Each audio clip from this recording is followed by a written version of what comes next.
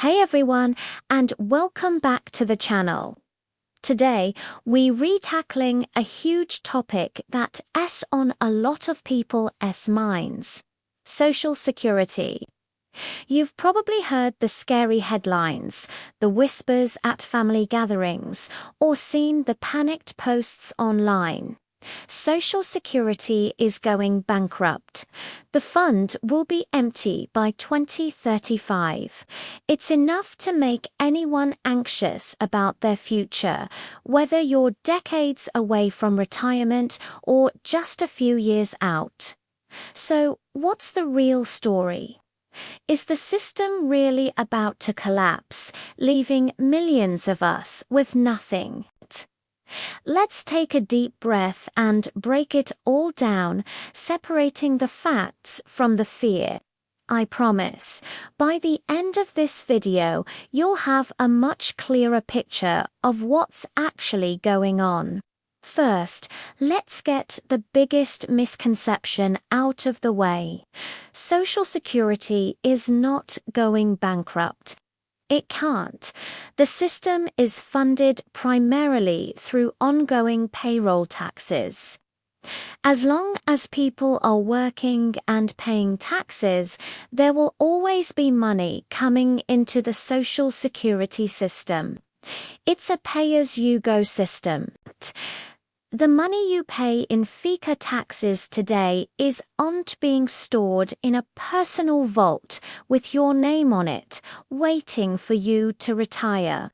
Instead, it's being used to pay benefits to current retirees and other beneficiaries. When you retire, the next generation of workers will be paying for your benefits. So, the idea of the fund hitting zero and the lights just shutting off, that's not how it works. So, where does this scary 2035 date come from?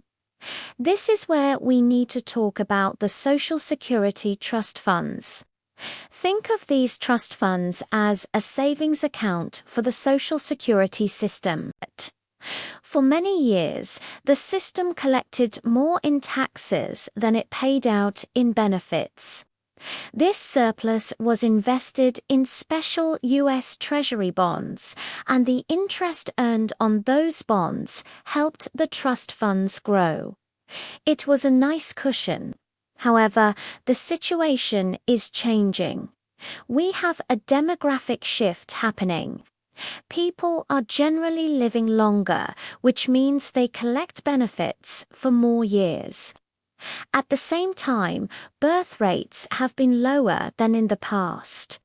This means that over time, there are fewer workers paying into the system for each person drawing benefits. Because of this shift, Social Security has started paying out more in benefits than it collects in taxes each year. It's like your household expenses are now slightly more than your monthly income. What do? You start dipping into your savings to cover the difference. That's exactly what Social Security is doing now. It's using the interest and principal from its trust fund savings account to make sure every single retiree gets their full promised benefit. The 2035 projection is the year that, if Congress does absolutely nothing, the trust fund savings will be depleted. But here's the crucial part. Even if the trust funds run out in 2035, Social Security would not stop paying benefits. Remember, the system is still being funded by ongoing payroll taxes from millions of workers. Based on current projections, even with a depleted trust fund, incoming tax revenue would still be enough to pay a significant portion of promised benefits. The latest estimate is around 80%. Now, nobody wants a 20% cut in their retirement income. That would be a serious financial blow for millions of people who rely on that money. But it's very different from getting zero. Getting 80% of your promised benefits is a problem that needs fixing, but it's not a total system collapse. This isn't the first time Social Security has faced a funding challenge. In fact, Congress has stepped in and made adjustments to the system many times throughout its history. Back in 1983, the system was facing a much more immediate shortfall. A bipartisan commission, led by Alan Greenspan, came up with a set of solutions that were signed into law by President Reagan. They made several tweaks, including gradually increasing the full retirement age, introducing taxes on benefits for higher income beneficiaries, and slightly adjusting the payroll tax rates. These changes secured the system's solvency for decades. History shows us that when action is needed, Congress, despite all the political theater, eventually acts. The political pressure to protect Social Security is immense because it affects virtually every American family.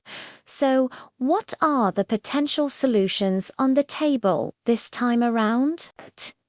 There are quite a few, and they generally fall into three categories: increase revenue, reduce benefits, or a combination of both. Let's look at the revenue side first. One of the most talked about ideas is to increase the full retirement age. Since people are living longer, the argument is that they can also work a little longer. We've already seen this happen. The full retirement age has been gradually rising from 65 to 67 for those born in 1960 or later. We could continue to slowly raise it to 68, 69, or even 74 younger generations.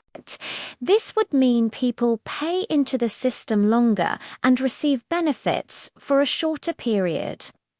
Another popular idea for increasing revenue is to raise the cap on earnings subject to Social Security tax. Right now, in 2024, you only pay Social Security taxes on the first $168,600 you earn in a year. Any income above that is not taxed for Social Security. One proposal is to raise that cap significantly or even eliminate it entirely so that high earners contribute on all of their income just like everyone else does on theirs. This would bring a substantial amount of new revenue into the system. A simpler but less popular option is to slightly increase the payroll tax rate for everyone. Even a small increase of a fraction of a percent, split between employees and employers, could make a big difference over time. Now, let's look at the other side of the equation: reducing benefits.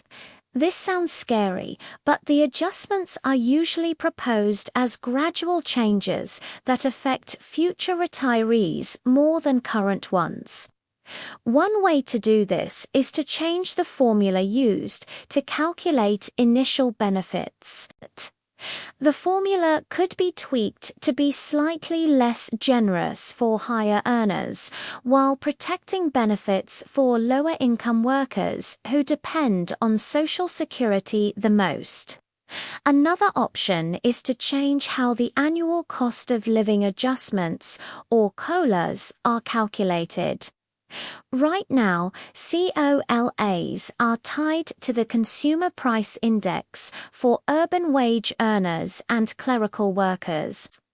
Some economists suggest using a different index called the chained CPI, which typically grows a little more slowly. The idea is that this index more accurately reflects how people change their buying habits when prices rise. Over many years, this would slow the growth of benefits and save the system money. The most likely outcome is not one single drastic change, but a combination of several smaller tweaks from both sides. For example, Congress might pass a law that combines a small increase in the retirement age, a modest raise in the tax cap, and a slight change to the COLA formula. By blending these solutions, the burden is shared more broadly and the impact on any single group is lessened. The key is for lawmakers to act sooner rather than later.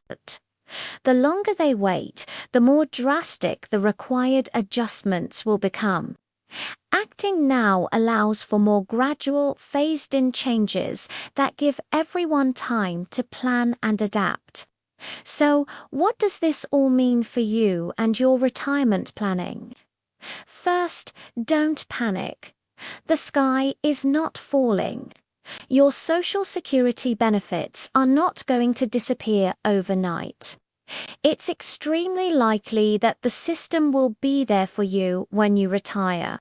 However, it's also wise to be realistic. It's possible that the future version of Social Security might look a little different.